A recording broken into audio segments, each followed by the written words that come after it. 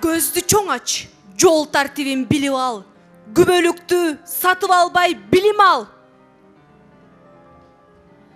Өмүрүңдү бүт баарынан барктай бил. Чектен ашпай ылдамдыкты сактай бил. Эрежени эс тутумга куйгунуң. Баш ийбесең мыйзамга, душманысың өз элиңдин туйгунуң. Айдаганды билемин деп алданба. Айдайсың.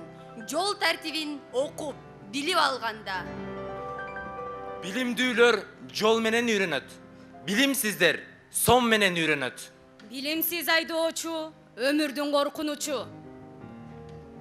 Сабак болуп үлгү бол жаш балдарга, көзүн чукуп жол көрсөт эрежесиз акмактарга.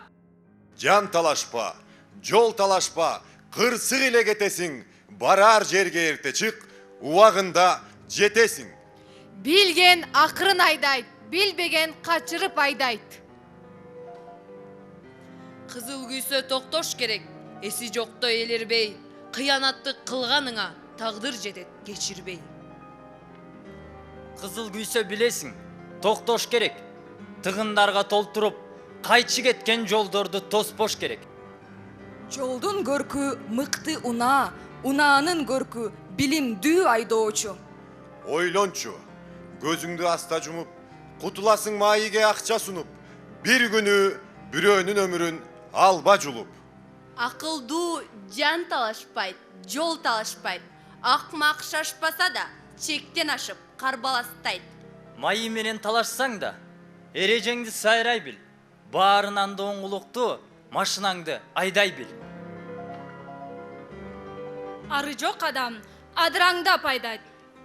Маспы, кама кое бербей, өлсөң өл деп, кызматыңды так аткар, жол тартибин көзөмөлдөп.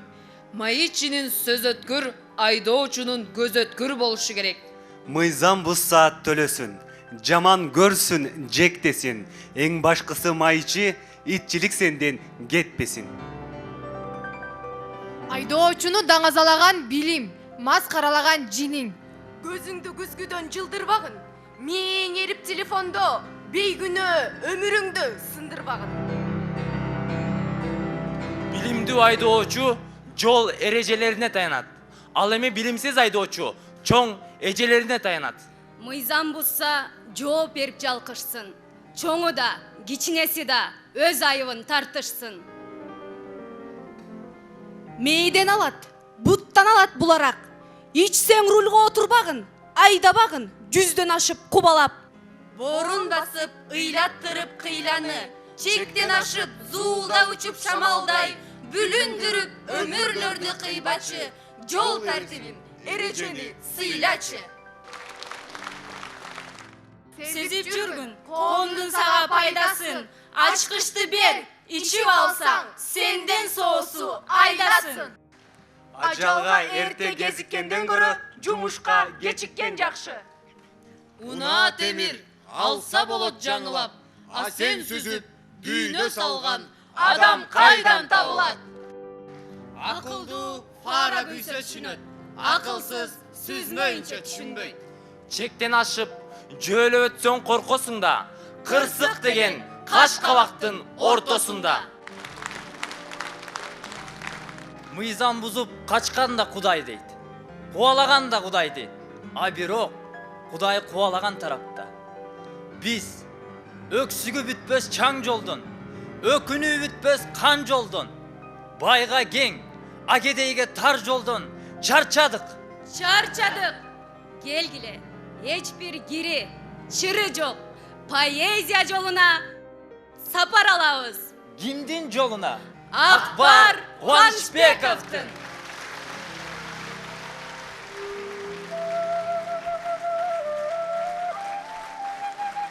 Мен жолоочу, арбы баган, басканым, жаңы көргөн жүрөгүнүн ак таңын.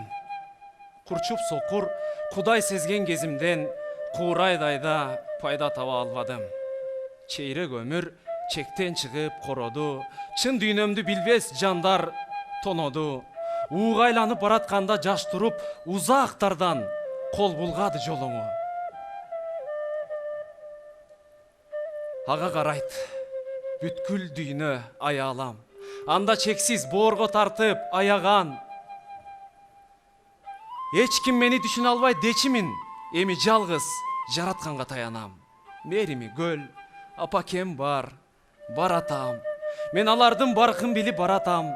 Убактылуу сапарымдын соңунда үйдөй жылуу тоссо экен каратам. Мен жолоочу, жолум менен баратам.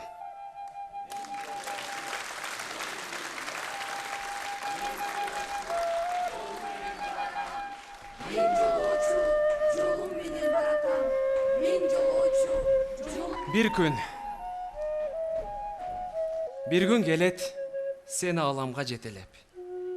Бир күн берет бакытыңды эселеп.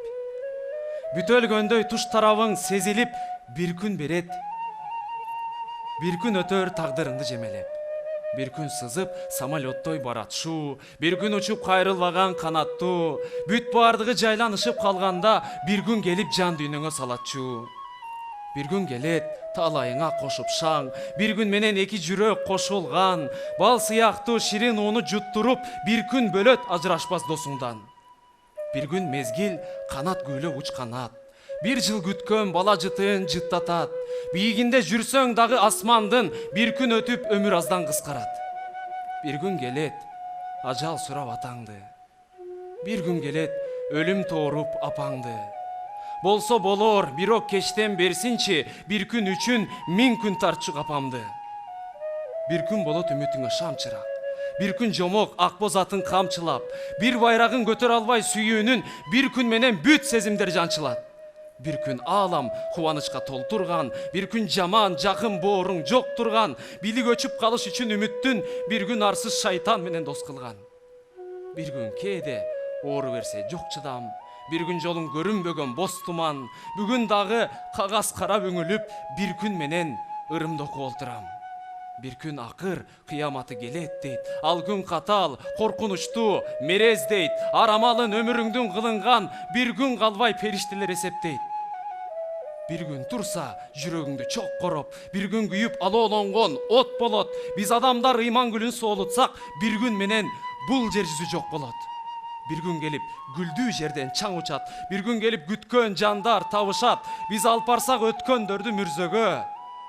Бир күн келсе бизди алып барышат, биз алып барсак өткөндөрдү мүрзөгө. Бир күн келсе бизди алып барышат.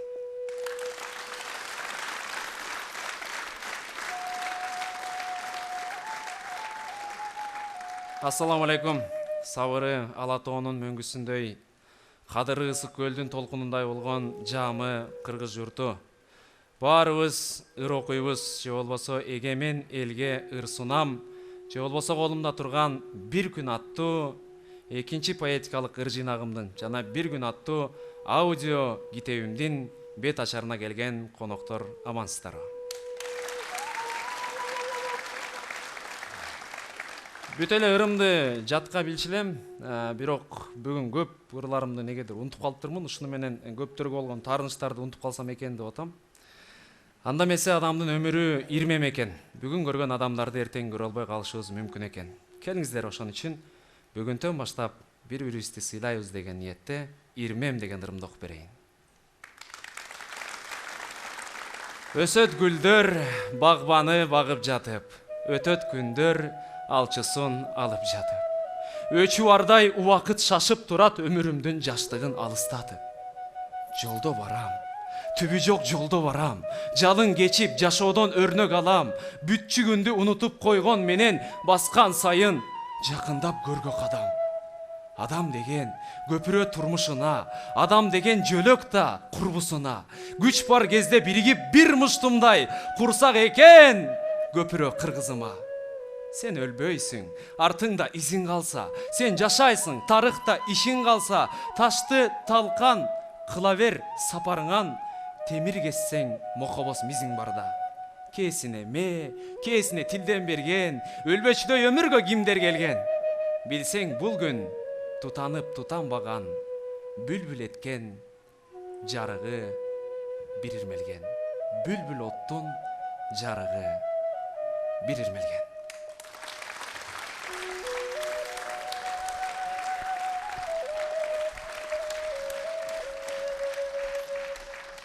Бүгінгі кештин каарманы, башкы каарманы Акбар Кубанычбековко жана Акбар Кубанычбековдун жол эрежелери боюнча ыр түрмөктөрүн жаңыртып берген Кыргыз Түрк Манас университетинин көркөм өнөр факультетинин театралдык өнөр бөлүмүнүн Таалайгүл Ташмамбетова эжеке жетектеген таланттуу студенттерине Адам оркестр аты бар кыргыз эл артисти Курмангазы Азыкбаевго кол чабууларыңыздар.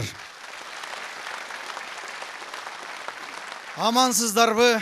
Нартуулук менен куралган, намыска бекем туралган, эл оозунан өткөрүп кезегинде Манасты айкөл кылып чыгарган, атпай ыр сүйгөн ыр ушкубоз кыргыз журтчулугу. Бар болуңуздар, кош келиңиздер. Түн ичи уктабастан жазып ушу, түйшөлүп ары бери басып ушу, жүрөктүн түпкүрүндө катып калган качанкы көбөйлөрдүн жазылышы, бир күндү бир кылымга айландырып өмүрдү бир күн менен батырышы, мына ошол атта китеп коюп алып, бүгүн бир саамалыктын ачылышы.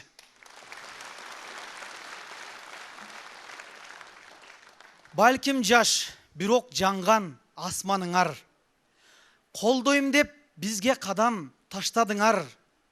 Бүгүн мына кечени бүткүчөктү балким сындап, балким мактарыңар. Канчада эл батасын алып дайым бийикке өсө берсин Кубанычбеков Акбарыңар. Дагы бир жолу кутмандуу күн тилеп, Акбар Кубанычбековдун экинчи бир күн деп аталыштагы поэтикалык ыр жыйнагынын жана ошол ыр жыйнактын негизинде аудио болуп жарык көргөн китебинин ачылышынын аны менен бирге баарыбыз ыр окуйбуз деген аталыштагы музыкалык поэзия кечесин ачык деп жарыялоого уруксат этиңиздер.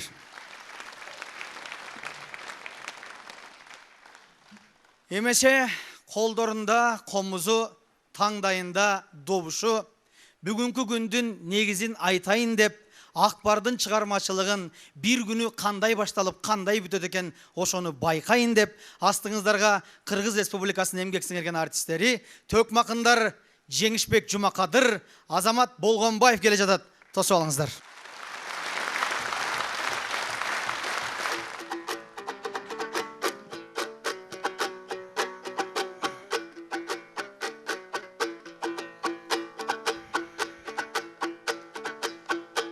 Ассаламу алейкум, акынды сүйгөн агайын. Алды менен барыңа бүгүн амандашып алайын. Абалкың улуу тарыхка кол сунган акын боло көр.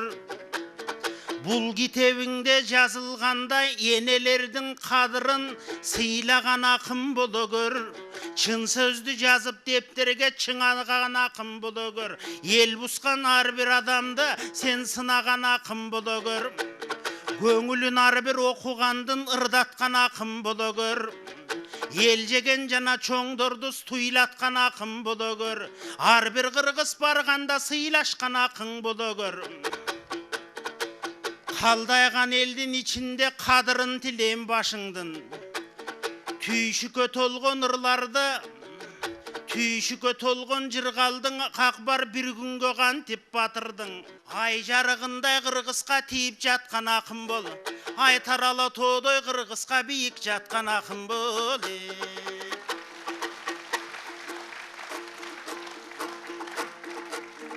Жаш акындардын ичинде Акбардын алтында нур салмагы. Bir gün kitabın okugan adamdın hiç bolbostur armanı. 25 yaşka çıksa da okmuştum barın jaratkan Akbarının kıyın eken darmanı. Elden alıp akbata dağı kitap jaz. Koy dese bolboy güçöp jaz. Üzülgönün ulap jaz, jırtılganın bütöp jaz. İyigilikке jetkirip iğreygenin tüzöp jaz. Олуядайы көрүп жаз, Осмонкулдай төгүп жаз, чорутамандарды какшаткан чоң курсактарды сөгүп жаз. Атакеңди мактап жаз, апакеңди өбүп жаз. Эсениндей ыйлап жаз, Эсенкулдай жыйнак жаз. Кыялыбектей ырдап жаз, Шайлообектей сындап жаз. Формуласын сүйүнүн бирок бойдок кесте кылдат жаз. Үйлөнгөндөн кийин билесиң, анан үйлөнүп алып жыргап жаз. Эми мен того тер жерин айтайын, толук кыйын акынсың, сени тобокел Кудай сактасын.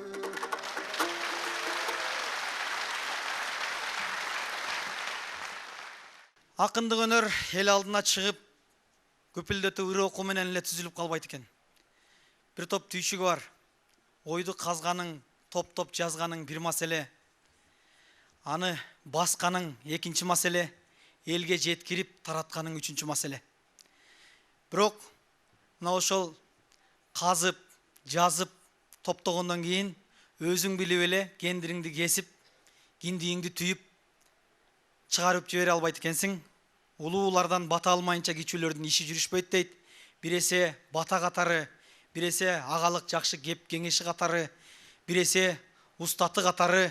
Мына ушул «Бир күн» аттуу поэтикалык Акбар Кубанычбековдун экинчи ыр жыйнагынын баш сөзүн кыргыз эл акыны Шайлообек Дүйшөев агабыз жазып берген. Эмесе мына ошол инсанды астыңыздарга чакырайын. Келиңиз Шайлообек агай. Не кылалы? Бир окуйлук. Бир окуйлук. Атайын ургам деп келген эдибизге ат башы тууралуу ырлардан окуп берели. Теминген салкын жел белең, терметкен кубат дем белең, теңселген күнгөй тескейге термелип конгон эл белең, теңдешсиз көркөм ат башы теңирден калган жер белең, куюлган салкын жел белең, күн жеткис кубат дем белең, кулпунган күнгөй тескейге курчалып конгон эл белең, кут түшкөн көркөм ат башы Кудайдан калган жер белең, каркылдап учса ак казы, канатын күйлөйт аскасы, кайберен ойноп төрүндө калкылдайт тоонун ак башы, каректен кетпей калкыган кандай жер элең ат башы.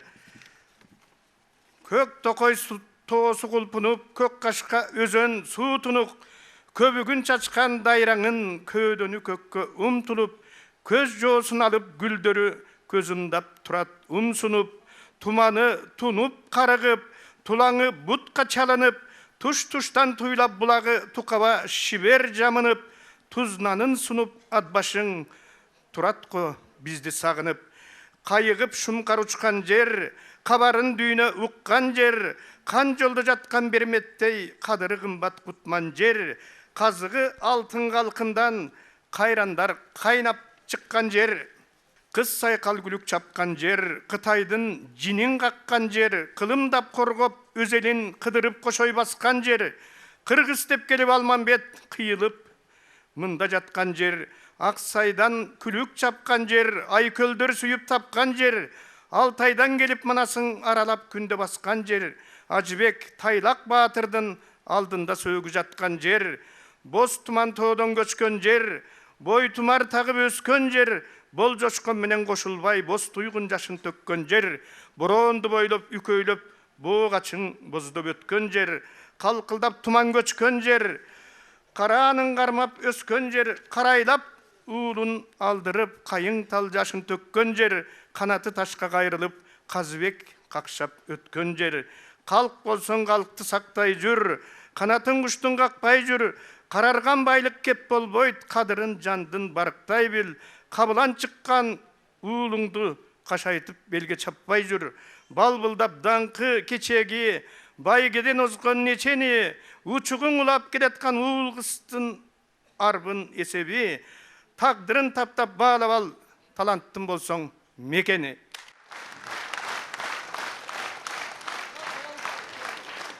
Сапар алыс, чук алемим, жол алыс. Ат башынын арча баскан, ак кар баскан, аркар жаткан тоолоруна барабыз. Кереметин көз каңгыча толку бойго сиңирип, жытын жыттап көкүрөктөн тарагыз.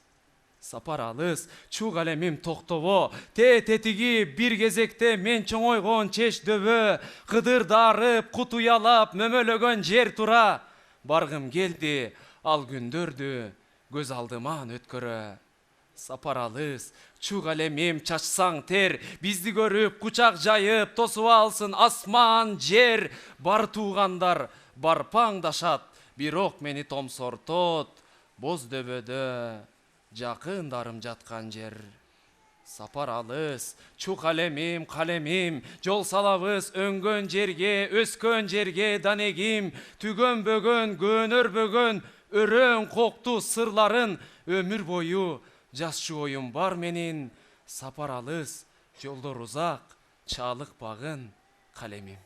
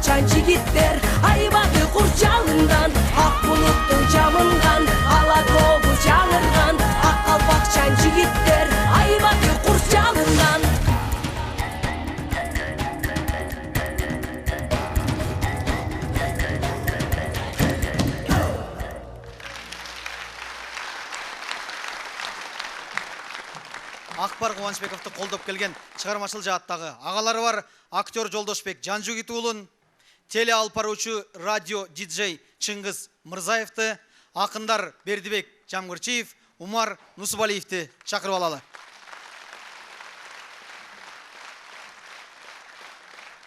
Ушул шаар пайдасы, зыяны бар.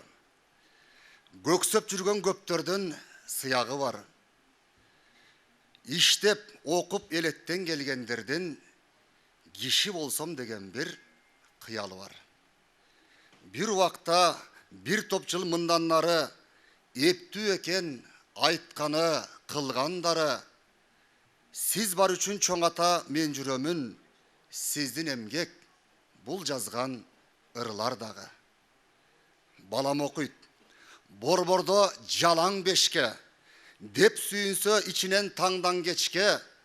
Менин оюм бир күндө эки жолу эт кайнаган буркурап казан меште. Жылдар өтүп сагынуум басылбады. Көкүрөктө кусалык жазылбады.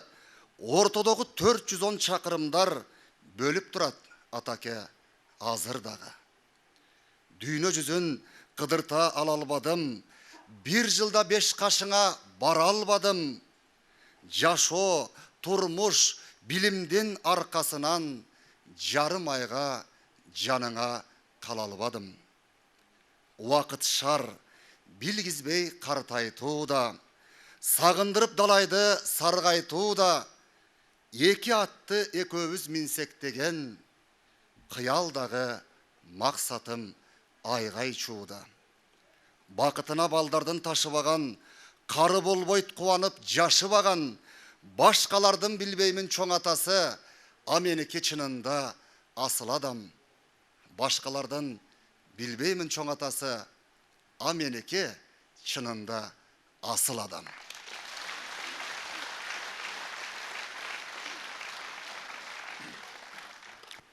Карачы улуу күндү жаратканын, карачы түн артынан таң атканын, арбалып аруу таңдын деми менен ар күнү кызык издеп барат жаным. Акылың ашса дагы айдан ары, адамга эң кереги пайдаң бары, ааламга эч чарчабай кызматында ай жерди, ажер күндү айланганы. Жер баккан, жер сыйлаган бакка конор, жутунуп кордогондор ачка болор, сый көп жер шаарында жашаш үчүн салмагын теңдейт экен асказоолор. Сурактын түшкөн кезде калбырына, кейисин кең ачылган алкымыңа, жер үстүн бир арыштап бөлгөн менен жер асты бирдей болот баардыгына. Элдердин эзелкиден эрки башка. Эң сөзү оюн күлкү черди жасса, элирип энең берген белек көрбөй, эртелеп эген берген жерди сакта. Өмүрүң өзгөрмөлүү ирмем жалаң, өзүмчүл жүзүн ачып күлгөн заман, өзгөгө алданганың эч нерсе эмес, өзүңдү өзүң алдап жүргөн жаман. Пенденин жырткычына түтүп жүрөк, пейилдин оңолушун күтүп жүрөт, адамзат үчүн дайым кызмат кылып, абада биздин кеме сүзүп жүрөт. Туталансам, көз ирмебей түн ичи, маңдайымда өчпөс шамдай күйүүчү, жасалмалуу сезимдер көп, а бирок жасалмасыз жалгыз эне сүйүүсү. Уяламын, эх, апаке, миң жолу урушпаган адатың бар тим коюу, караанымды тосуп издеп жол карап, канча жолу күттүң экен түн бою. Башым сылап бир жүргөн күн баг эле, бүтүн дүйнө жетпейт экен ак эне, ополтоону оюнчуктай көтөрүп, ойлоп мени турсаң керек дагы эле. Кайда болсом, сен жанымда кулпуруп, тургансыйсың таалайыма гүл сунуп, апакебай, жаман балаң чоңойду, мындан ары кайгым тартпай, күлкүмук. Жердин жүзүн чулгап мээрим шаңына, түгөл жетип келчү күндүн таңына, кыргын согуш болбойт эле эч качан, сеникиндей жүрөк берсе баарына. Салам, тууган, сен мени угуп жатсаң, айткым келди дүйнөмдү куруп саптан. Азияны жер деген арстан мүнөз, ала тооду элбиспиз сырың каткан. Кары сөзүн аярлап атка бергис, кылымдарды карытып баскан элбиз, түбөлүктү ис салып өчпөй турган, ташты чегип тарыхты жазган элбиз. Улут үчүн көз күйүп колдонамыз, урпагыбыз манастын жолдо калгыс, канжардай курч жигиттер башын сайып кирип барган, тайманбай отко жалгыз. Аргымактын асылын канат кылган, акылмандын айтканын санат кылган, биз ушундай эл элек бир убакта башкаларды бийиктен карап турган.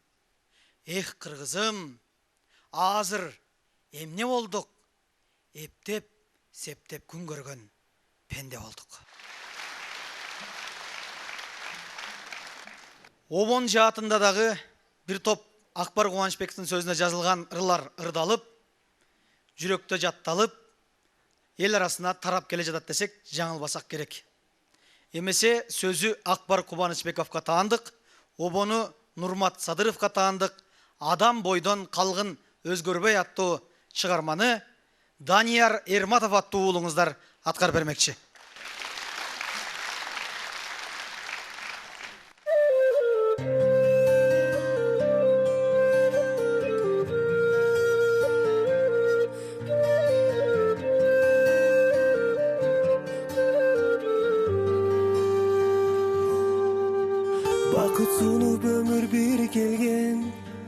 Учкан куштай сызып күндөрүң ийирмем, ару таңдай мана ярыңагым. Шаңга бөлө барын күлгөнүң менен, билип жаман жолго баспагын. Ак тилиңди таза бойдон сактагын. Адам бойдон калып өзгөрбөй, адал иште басыл ойдон качпагын. Geçirgin geçir ötkündüm, geçirgin düşman gökkündüm, kötörüp alsız çökkündüm, jardan bergin. Geçirgin buttan çalgandım, geçirgin güyüt salgandı, hankeni ömür çalgan bu bir tuğanım.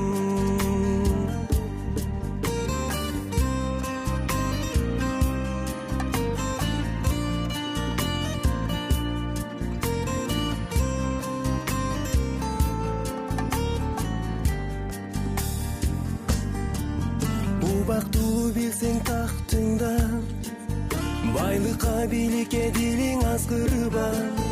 Кичипейил болуп жүргөнүң, бирдей баары жараткандын астында. Жакындарга дайым жолуккун, жакырларга жардам берип колуңсун. Таарыныштын баарын унутсам, мына ошондо келет бизге сонун күн. Geçirgin geçir ötkündüm, geçirgin düşman gökkündüm, kötörüp alsız çökkündüm, jardan bergin. Geçirgin buttan çalgandım, geçirgin güyüt salgandı, hankeni ömür çalgan bu bir tuğanım.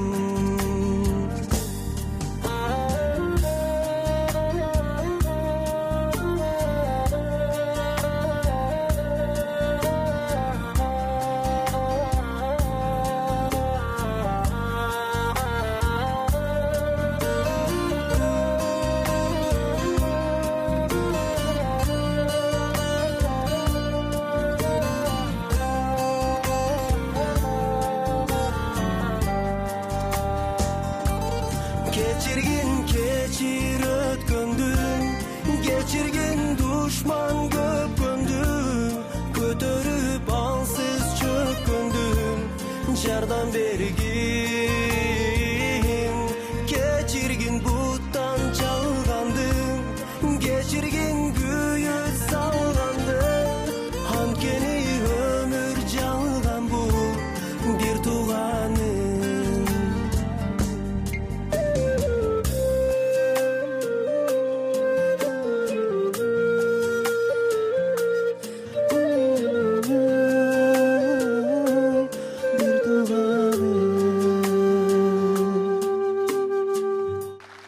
Çok rahmat. Akbar Кубанычбеков бүтүндөй сүйүүсүн bir эки сапка батыргысы келип минтип айттыр. Бүгүн да көргүм келип жамалыңды, бүгүн да улап чыктым сапарымды деп. Кезек лирикалык ырлардын блогуна келип жетти окшойт.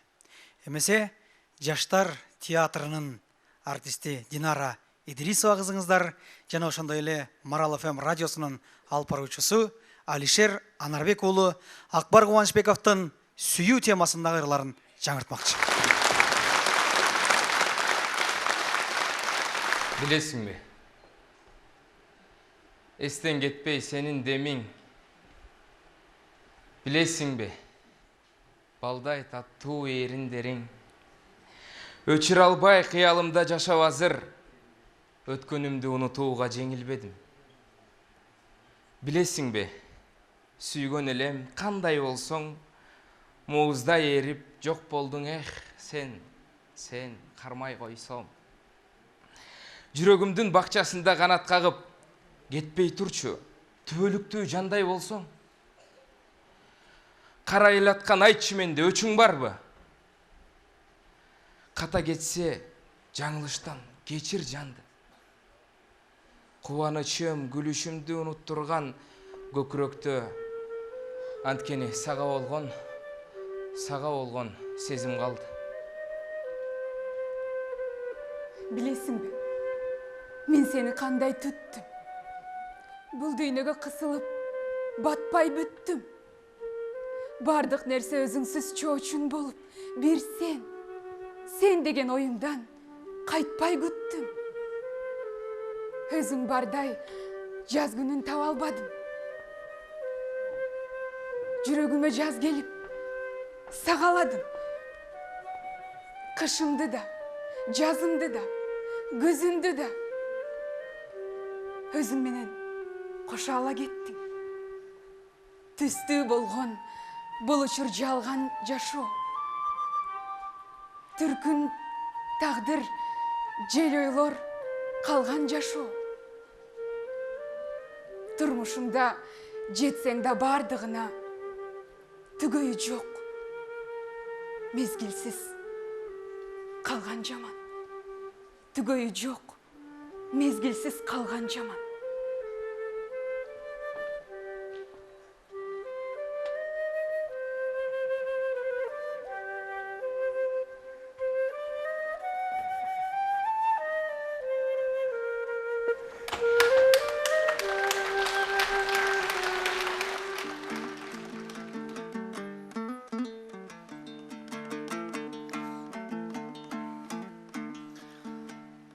Taqdir mağa gül kılıp seni sungan, taza aru nurunan çaçıp durgan. Köl kaygını eski albay unutamın, Közlörüңdü görgöndö men açıp jumgan. Жашоо кызык саат сызып ирмеп күнүм, өткөн күндү олтурам иргеп бүгүн. Сен кол сунсаң өмүрдө бир болууга, сага бакыт сунганга мен милдеттүмүн. Сага бакыт сунганга милдеттүмүн. Атайын те бийиктен ала келген, асылдыктын бардыгын сага берген. Сактасын деп дал ошол сапатыңды, сени кошуп жараткан мага берген. Жашоо кызык саат сызып ирмеп күнүм, өткөн күндү олтурам иргеп бүгүн. Сен кол сунсаң өмүрдө бир болууга, сага бакыт сунганга мен милдеттүмүн. Сага бакыт сунганга милдеттүмүн.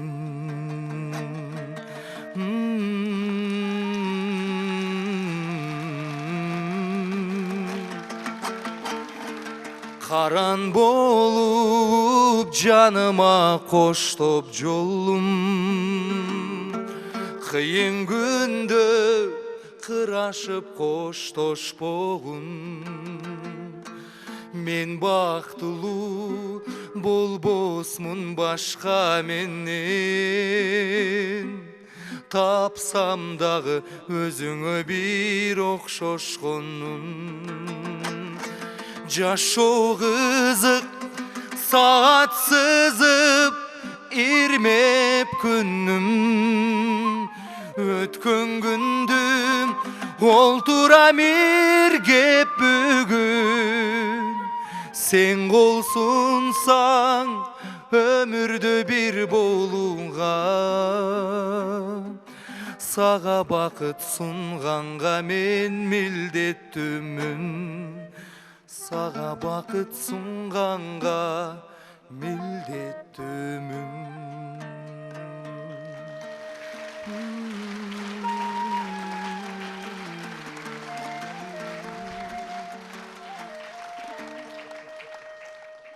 Дептер тыңшайт жүрөгүнүн түнүчү. Акыл эстей башкаруучу, билүүчү. Бүгүн дагы ойлорумда менчиктейт ээси болгон жүрөктүн туң сүйүүсү. Гүлүн терип тирүүлүктүн түгөнбөс, азыр кыйын бир өзүңдү сүйөм деш. Бирок чиркин ушунчалык дүйнөмдө уюп турсуң, аппак жамал. Кара көз, дала ирет күттүм, чындап күнүрөп. Балким бир күн сендей пери кезигет. Канча суунун агымына аксак да, биздин деңиз бир болчуудай сезилет. Кат келүүдө. Өзүңдөн кат келүүдө. Кээде кайгы, а кээде шат берүүдө. Көкүрөктүн ызгаарын сүрүп таштап, кези болчу дүйнөмдүн жаз келүүгө. Түбү чексиз биз жүрчү жол курулбай, кур үмүткө кол сунуп, толкудум ай. Жакшы сөзүң укканда жымың этем, ишке ашчу ойлордун толкунундай. Сүйүү мени топ кылып элеп желеп. Айла таппай, алтын баш тегеренет. Өмүрүмдө жакшы күн жылмайганда, дароо эле сага айткым келе берет. Арзуу жанар, атылып асман тепкен. Жүрөк чиркин, сырын айтпай арман чеккен. Мен максатка жетермин. Алсыз болсоң, жансыз сезим, жеңил ой жалган кептен. Алсыз болсоң, жеңил ой жалган кептен.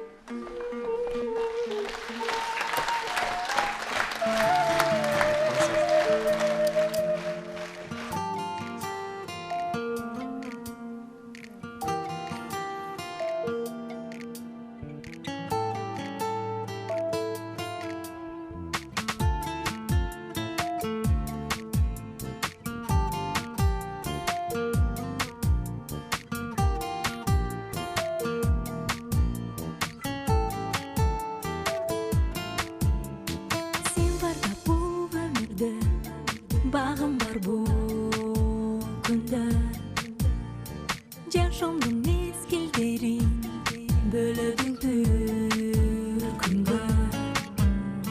Жаз болып сезімдерін ару бақчаңырат. Сен менің кечим менің бақытты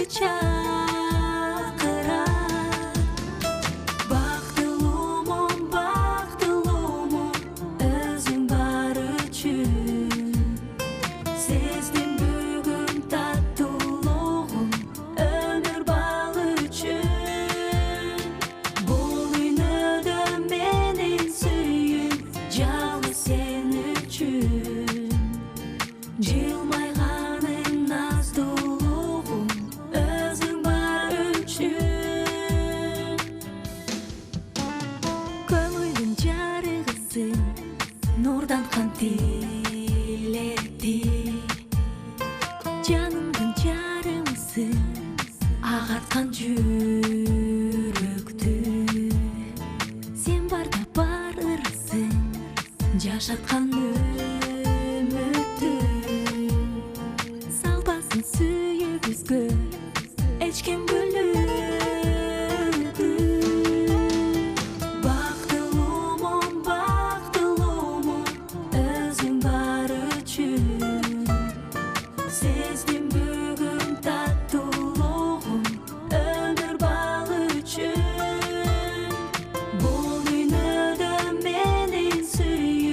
жалгыз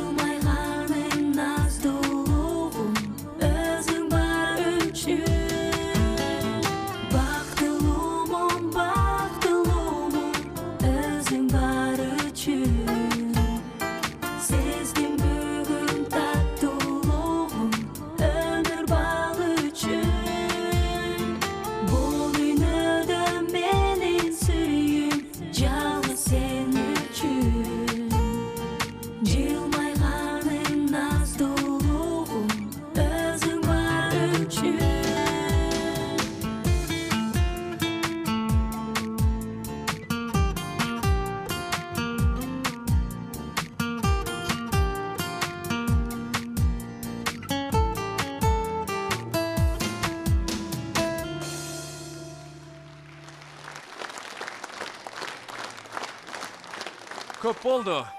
Сапар улап жолго чыккам. Күн менен кошо сызып ойлор учкан. Көрүүгө кең дүйнөнү жүрөк менен кыял жел сезим сергек ойгонушкан. Эне көрдүм. Эс албас 2 мүнөт басып демин. Эзилген жыты менен наристенин. Эх чиркин нечен нарды татсам дагы эненин сүтү сыңар бал ичпедим. Сүйүү көрдүм. Жалынга таштап дене күлү калган. Жеңилген мен дегендер түрү балбан. Отко даап кирип барып бир кезекте оюндай туюп аны күйүп алган. Ый көрдүм. Ызага башын ийип туталанган. Бактысын бале басып тушап алган. Аттиңай арман дүйнө, арсыз дүйнө, ыйы жок өтсөк гана бу замандан. Үй көрдүм. Жаркырап периштелер шаңгураган. Жан болбойт кирген кезде балкыбаган. Бирок бир кээ бир үй бар асман тирейт. Мээримсиз бош бөлмөлөр аңгыраган. Ит көрдүм. Ырылдап үрүп тоскон улагадан.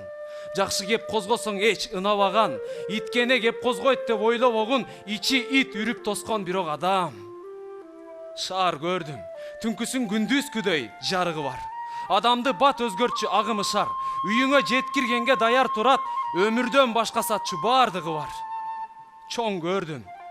Бирөөсү иште чындап калкынууга, бирөөсү оозун ачса бал чыгууда. Бирок бир жегиштер бар арасында батчудай бүт Кыргызстан алкымына. Алым көрдүм. Түнкүсүн китеп окуп көзүрмебей. Сүйлөшкөн адам тандап өзүмдөбей. Аарылар бал топтосо акыл топтор, алымды сүрөттөөгө сөзүм кедей. Оюмду жай алдырбай өзгөлөсүң. Зуулдаган мезгилиңди камчыланып, заманым дагы нени көрсөтөсүң. Токтолбой жыл кубалап өзгөрөсүң. Зуулдаган мезгилиңди камчыланып, о турмуш дагы нени көрсөтөсүң.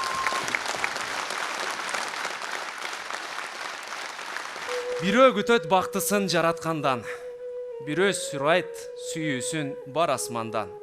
Кайда гана барбайын, кайда гана кызык издеп дүйнөдө бараткан жан. Тирүү жанды улуу зат угаар үчүн, тилек айтып астында турар үчүн. Дал ошондой күндөрдө алы кеткен жылкайтуу да Кудайга суран үчүн. Жараткан, үнүм ук жаратканым, көкөй кести түн бою таңашканым. Бул чөлкөмдө мен барбас жер калбады, күндө бирөө шап минип сабап жаным. Каны чыгып, эзилген жоорум кетпейт.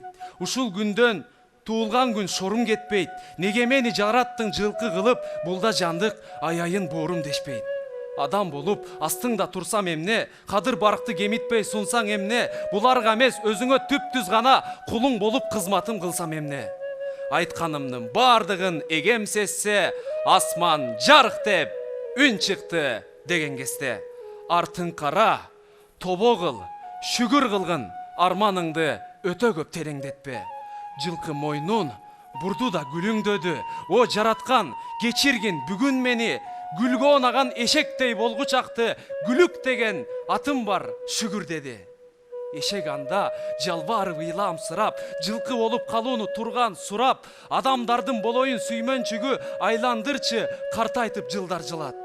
Суудан көрсөм, өзүмө өзүм жакпайм, кубанууга деле бир көңүл таппайм. Канаты мен болсом адамдардын кадимкидей башкача өмүр баштайм. Түмөн түйшүк ойлорго түшүп барам, күчүм адал, эмнеге сүтүм арам. Жаратканым барыңа башым ийип, тилегимди берет деп күтүп барам. Дагы жарык деп, жер асман дүңгүрөдү, эшек жыргап моңомду билди деди. Артың кара, тобо кыл, шүгүр кылгын, түбөлүктү үй кылба бул дүйнөнү. Эшек капа сезгендей бул кадамын, артын анан карады туш тарабын. Тобо кылып Кудайга айтып жатты, чочко болбой калганга суктанаарын. Четти калбай, чочко да арыз муңун сурап жатты Кудайдын калыстыгын. Баары мени семиздейт, арам дешет, адам кылчы чын болсо анықтығын. Берген бизге караңгы жарыкты да, чочко зарлап, ыйлаган арыз дуга. Артың кара, тобо кыл, шүгүр кылгын, сенден төмөн түшкөн бар анык мына. Үндү угуп, бурулуп, карап калды. Үнсүз ыйлап тиктеди ал асманды.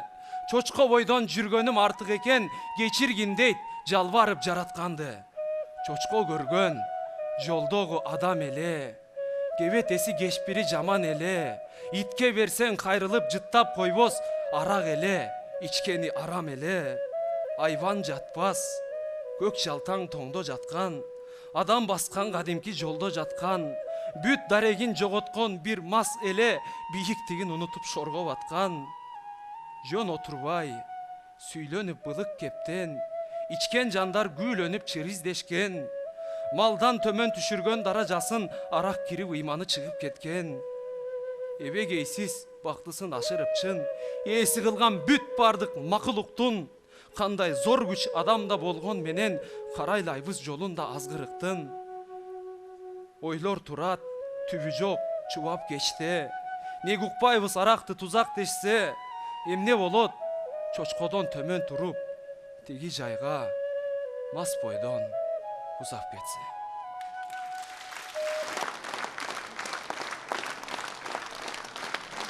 Кызыл калемин курчутуп, бардык тармакка тиш салып көргөн акын уулуңуздар Акбар Кубанычбеков сатиралыктагы ырларды жазган экен. Анда эмесе Акбардын чыгармачылыктагы жакын досу, жаш акын Мирлан Алтымыш уулу астыңыздарда. Көңүл келсе жоктон барды тапкан жан, көңүл жокто каалаганын капкан жан. Эки бала төрөгүчө 10 качып, 2 жылда агаларды башкарган. Жеңелер бар 5 өрдөгүн учурган, жоош күйөсүн башка чаап кутурган. Бир айда бир үйдү оңду шыпырбай, эрлеринин чөнтөктөрүн шыпырган. Кебелбеген сааса дагы ондонуй, өзү дагы сөзү дагы момпосуй, андайларга кызык жандар туш келет. Өзү мыкты болсо ери бир кокуй. Жеңелер бар таңдан кечке тынбаган, агалардын эки бетин нурдаган, бирок чиркин кем дүйнөдө бар экен, сайрай берип жагы такыр сынбаган. Бай. Ой, ушинтип да окуйсуң. Анан кандай окуйт? Ла. Ким түшүнүп атат алдыгын? Ой, алдыгында минтип жастырып алып окуй, аракет кылып жасып алып окуйсуңарбы? Жасып берип койгондо кандай элдин баары билет. Мен түнү менен жасып чыккан. Мына, өз колум менен көрдүңөрбү? Карап тур. Көңүл келсе жоктон барды тапкан жан, көңүл жокто каалаганын капкан жан. 2 бала төрөгүчө 10 качып, 2 жылда агаларды башкарган. Жеңелер бар 5 өрдөгүн учурган, жоош күйөсүн башка чаап кутурган. Бир айда бир үйдө оңду шыпырбай, эрлерин чөнтөктөрүн шыпырган. Момтуп окуйсуң. Рахмат агай. Эми өзүңөр көрүп атасыңар, сен окуганда эч ким кол чапкан жоктур. Эми агай, андан кийинки эле куплеттерди Төкмакын Ашыр атабыздын үнү менен окуп көрсөңүз кандай болот? Ашкең мындайраак кармаган. Жеңе деген үйдүн тойдун көркөмү, жеңелер көп айланган өлкөн. Акча таап, жаман ирин тоогудуп, арбакта болуп келген чөнтөгү.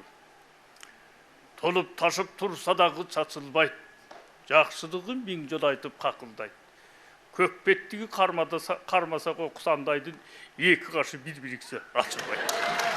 Аздектеп сиздей Чоң рахмат агай. Аяр жанды. Бир күндө бүтүн өмүр баяндалды. Бир күн деп аталган мына ушул китептин ачылышына өзгөчө бир эксклюзивдүү видео ролик даярдалды. Бир күн берет сен аламга жетелеп, бир күн берет бактың деселеп, бүтөлгөндөй туш тарабың сезилип, бир күн өтөр тагдырыңды жемелеп. Акбар Кубанычбеков, бир күн. Бир күн сызып самолеттой баратышуу, бир күн учуп кайрылбаган канаттуу, бирдей нукка түшкөн кезде бардыгы бир күн келип жан дүйнөңө салатчу. Акбар Кубанычбеков, бир күн. Бир күн келер, таалайыңа кошупшан. Bir gün менен эки жүрөк кошулган, бал сыяктуу ширин ууну таттырып, bir gün бөлөт ажырашпас досуңдан. Акбар Кубанычбеков, bir gün. Bir gün мезгил, канат көйлөп учканат. Bir жыл күткөн бала жытын жыттатат.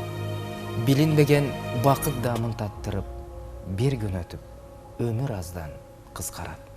Акбар Кубанычбеков, bir gün. Bir gün келет ажал сурап атамды. Bir gün келет өлүм тооруп апамды. Болсо болор, бирок кечтен берсинчи. Bir gün үчүн 1000 gün тартчу капамды. Акбар Кубанычбеков, bir gün. Bir gün болот үмүтүмө самчырак, bir gün жомок ак боз аттын камчылап, bir байрагын көтөрө албай сүйүүнүн, bir gün менен бүт сезимдер жанчылат. Акбар Кубанычбеков, bir gün. Bir gün кээде оор берсе жок чыдам, bir gün жолун көрүнбөгөн боз туман, бүгүн дагы кагаз карап өңүлүп, bir gün менен ырымды окуп отурам. Акбар Кубанычбеков, bir gün. Bismillahirrahmanirrahim. Bir gün akır kıyamati gelet deyt, birok al gün korkunçtu merez deyt. Baramaldı ömüründe kılıngan, bir gün kalbay perişteler esepteyt. Abdulakbar Kubанычбеков, bir gün. Bir gün tursa жүрөгүмдү çok koroп, bir gün kүйүp алолонгон от болот. Бүт адамдын ыйман гүлү соолуса, bir gün менен бул жер жүзү жок болот. Акбар Кубанычбеков, bir gün. Bir gün gelip güldüğü жерден чаң учат. Bir gün gelip istешкендер табышат. Biz алып барсак, өткөндөрдү мүрсөгө, bir gün келсе, биздин алып барышат. Акбар Кубанычбеков, bir gün.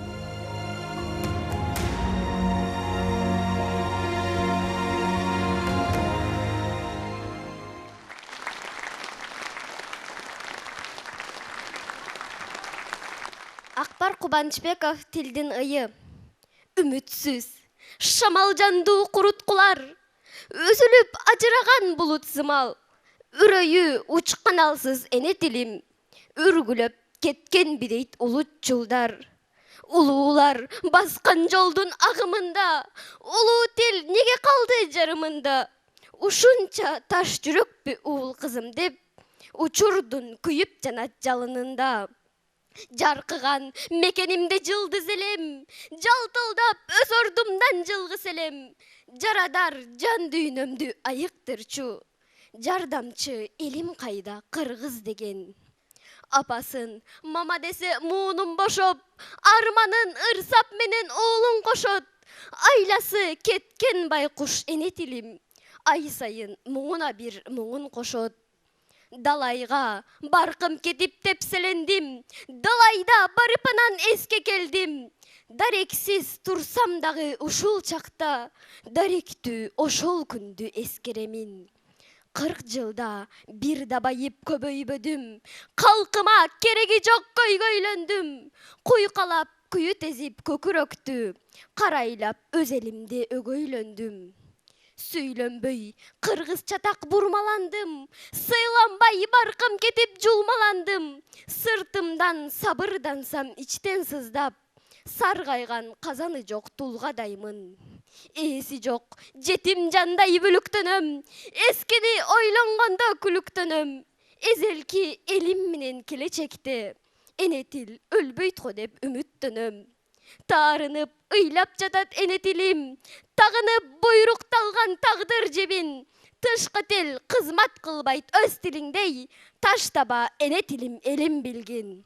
Тышкы тил кызмат кылбайт өз тилиңдей, таштаба эне тилим элим билгин. Расул Гамзатов агабыздын бир жазганы бар экен да. Мен чыгармаларымды жаздым. Аны бирөө роман дейт, бирөө аңгеме дейт, бирөө жөн эле болбогон бир нерсе дейт. Бирок мен ал роман кандай болорун да билбейм, ыр кандай болорун да билбейм, аңгеме кандай болорун да билбейм, бирок мен жүрөгүмдөгү нерсени жаздым дейт. Урматтуу ыр сүйгөн эл, жалпы жакындар, асылдар, мен жүрөгүмдөгү бар нерселерди жаздым, силерге окуп турган чагым жагып атабы?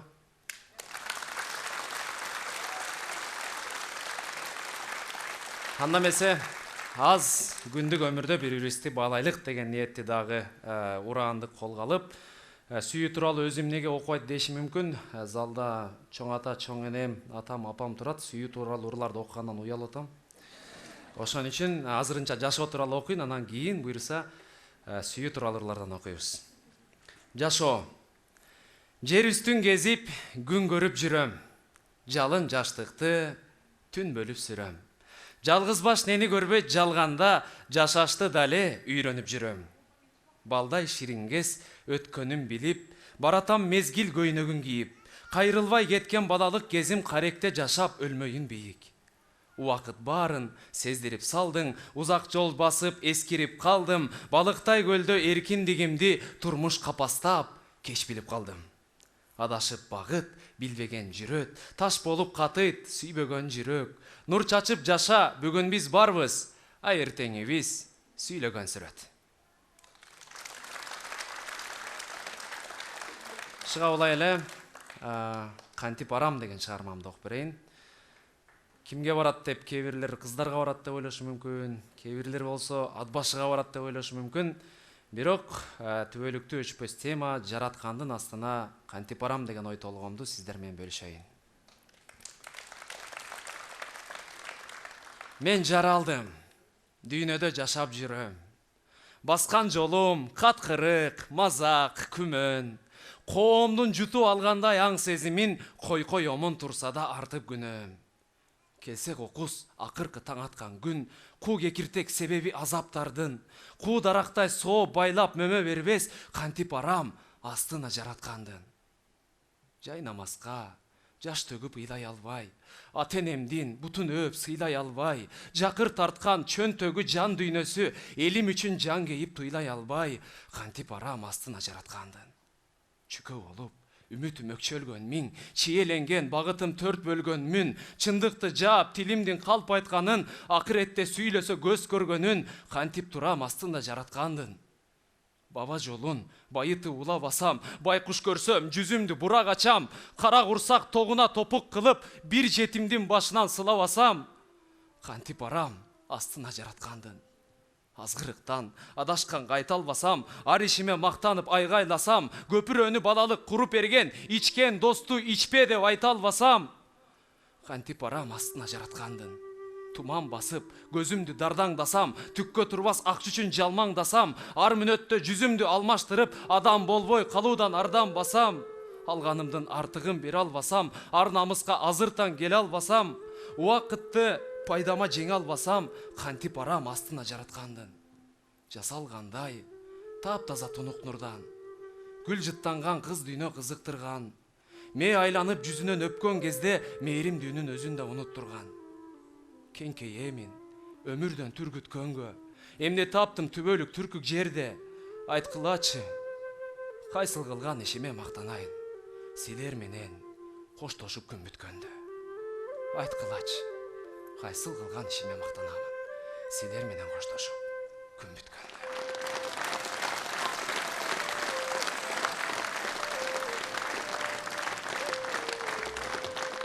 Мактанамын. Мактанамын, мактангыдай жөнүм бар. Мактанарлык кыргыз деген өңүм бар. Мелмилине ар бир жанды бөлөгөн мөлтүр, таза, тунугысы көлүм бар. Мактанамын, мактангыдай шартым бар. Мейман келсе сый көрсөткөн калкым бар. Мезгилинде Манас бабам мурастап, муундан муунга мурас болгон салтым бар. Макал айтып, жоо токтоткон тилим бар, мухит сымал чалкып жаткан дилим бар, мал жандыкты, адам затты тең карап, муң басканда колдой турчу пирим бар, маданият, ынтымак бар, ырыс бар, мартабалуу алыкол бар, чыңгыз бар, мүмкүнчүлүк болуп турса колуңда, мактангыла, мактангыла, кыргыздар. Бир күн деген аталыштагы поэтикалык ыр жыйнагынын жана ошону менен бирге аудио китебинин бет ачар аземинин ошонун негизинде баарыбыз ыр окуйбуз деген аталыштагы адабий музыкалык поэзия кечесин жабык деп жарыялайбыз. Келип колдоп, руханий азык алып, уулуңуздарга бата берип кеткениңиздерге сиздерге терең ыраазычылык. Көгүлтүр экрандан көрүшкөнчө аман болуңуздар.